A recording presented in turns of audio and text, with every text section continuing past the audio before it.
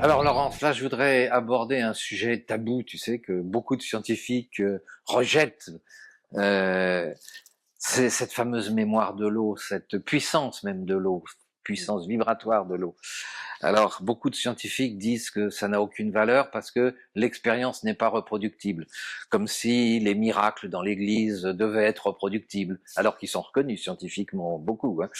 Euh, mais bon, on va les laisser alors j'allais dire fausse croyance ou fausse conviction. Et ce que je voudrais, c'est que justement, tu nous expliques, ce qui est une partie de ta conférence, cette puissance de l'eau, puisqu'en fait, nous sommes constitués de 70 à 80% d'eau, et qu'avec cette mémoire de l'eau, on en transporte de l'information. Exactement. Je vais pas pouvoir te dire très, enfin, c'est un sujet, disons, vaste qu'il Oui, faut oui, oui, oui, travailler, qu'il absolument. faut, Puis là, tu as 3-4 minutes.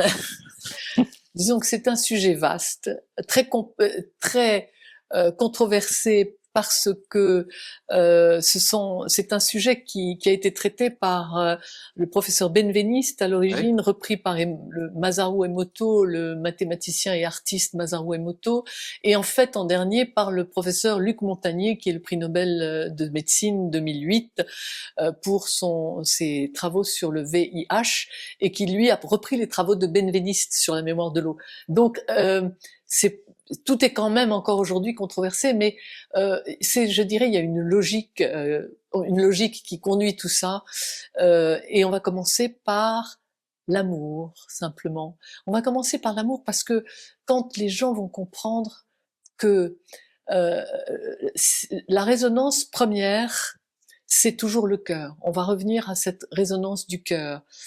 Ce cœur qui est le chef d'orchestre du corps humain, c'est-à-dire, mais ça, il y a peu de gens qui en sont conscients. Ils oui, pensent que c'est juste une pompe oui, qui nous permet d'alimenter la bête et puis de faire tourner le cerveau. oui, exactement, Alors qu'en fait, ce exactement, que tu démontres dans ta conférence, c'est que c'est le contraire. Le oui. cœur est à l'origine. Voilà.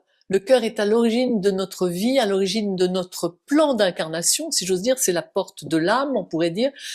Le cœur, c'est la porte entre notre matérialité et notre spiritualité, c'est notre origine spirituelle et notre origine matérielle, puisque ce cœur, en plus, est connecté à une dimension hors espace-temps. Et ça, c'est très important. Ça a été prouvé par les expériences notamment de l'Institut HeartMath. On voit que le cœur, pardon, anticipe les événements, et particulièrement quand ils sont négatifs, il va décélérer 5 secondes avant l'apparition de l'événement dans notre propre vie. Ça, c'est un des résultats qui a été observé par l'Institut HeartMath notamment.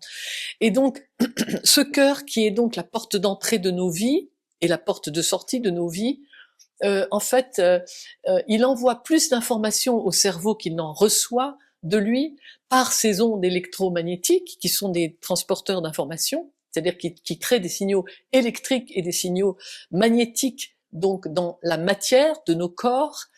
Et notre corps étant constitué de à peu près 65% d'eau, et particulièrement le cerveau, de 90% de notre cerveau, c'est de l'eau. Si on reprend les travaux donc de la mémoire de l'eau faits par ces trois personnes que nous avons citées, et notamment Benveniste et Montagnier, euh, eh bien, nous pouvons nous poser la question sur, finalement, cette information, nous l'avons à travers l'eau de notre corps, et elle reste, y compris les traumas, les informations toxiques que nous avons reçues, restent bloquées dans le corps, ça tout le monde le sait, beaucoup de monde le sait quand même, et c'est à travers le travail de transmutation du cœur que on peut débloquer ces traumas, ces signes électromagnétiques qui ont créé des blocages à l'intérieur de nos corps. Voilà. Donc, mais je peux pas il faut tout ça, c'est à On va te laisser un développer. peu plus de temps Voilà, pendant la parce que conférence pour nous expliquer tout ça, parce que là, je t'ai mis un challenge en 4 ou 5 minutes oui, voilà, c'est un de peu nous long. raconter. Oui, c'était un challenge. Mais on vous invite à venir à la conférence Voilà, pour justement poser vos questions, parce que c'est la possibilité de comprendre un voilà. grand nombre de choses, puis peut-être aussi d'accéder à une autre vision de soi Oui, pour oui, pouvoir se guérir, se c'est ça, transformer, c'est ça. évoluer, etc., etc. Certainement trouver plein de réponses par rapport à ce que nous vivons en ce moment. Exactement. Merci Laurence. Merci Didier.